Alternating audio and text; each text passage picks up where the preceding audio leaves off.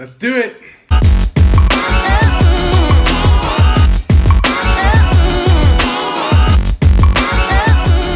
What's going on, guys? Chris, Hustling for Happiness. Got another email for you. This is a good one. This is a really good one. I read literally the first line and I was like, I got to shoot a video on this. So, let's go. Let's do it.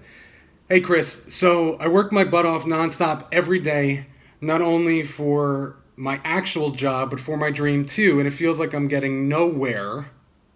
Nothing is happening, all in caps.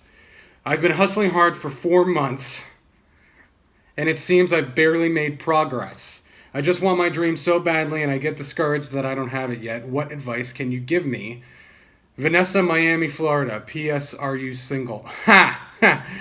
Single doesn't matter. All right, so Vanessa, I got a quote for you. All right? Most people overestimate what they can do in a year and underestimate what they can do in a decade. All right, so I want you to think about that for a second. So what you got going on right now is what's called short-term thinking versus long-term thinking.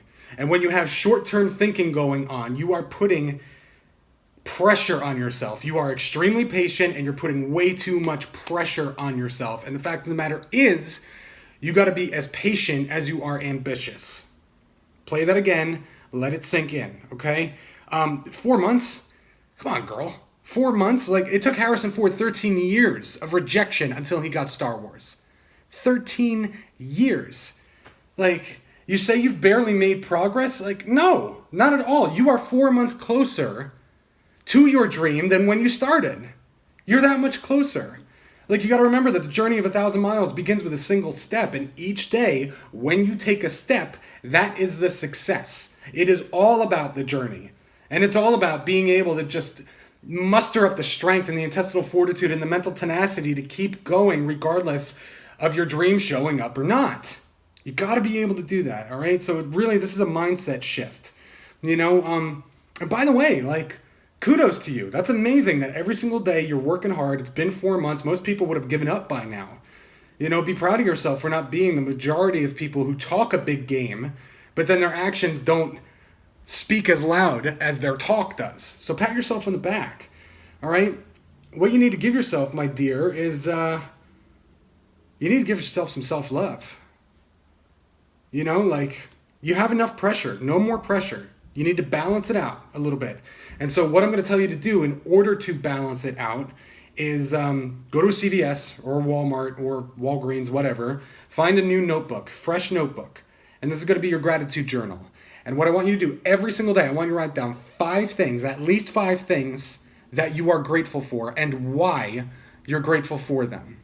Right? That's going to change your energy a little bit. It's going to go from an energy that is so aware of the lack of your dream to an energy that is aware of all that you have.